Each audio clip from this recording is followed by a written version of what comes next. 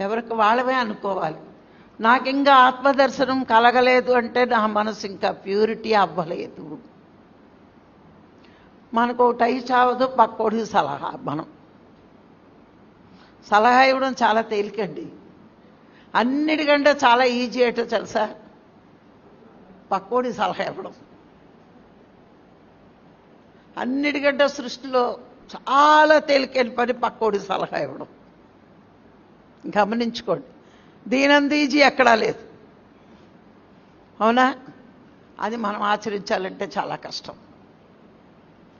ఏ సలహా పక్కవాడికి ఇచ్చినా నేను అది ఆచరిస్తున్నానా లేదా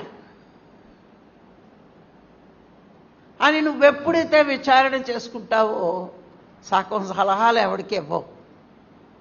ఎందుకంటే నువ్వు ఆచరించలేని ఎట్లా చెప్తావు కదా? నువ్వు సలహా ఇచ్చే ప్రతిసారి ఒక్కసారి గమనించుకో, ఇది నేను చెప్తున్నాను, లేకపోతే ఇంకోటి అనేస్తారు. నేను ఆ స్టేజ్లన్నీ ఎప్పుడో దాటిపోయాను, నీడికీడే దాటిపోయినంటాడు. దాటితే థర్డ్ ఏది? హాస్టల్ ట్రావెల్ ఏది? అంత ఈజీ కాదు. ఈ రావడం అంటే అంత ఈజీ కాదు. అందుకే ఎప్పుడూ కూడా మన ముందున్న లక్ష్యాన్ని గుర్తు చేసుకుంటూనే ఉండాలి.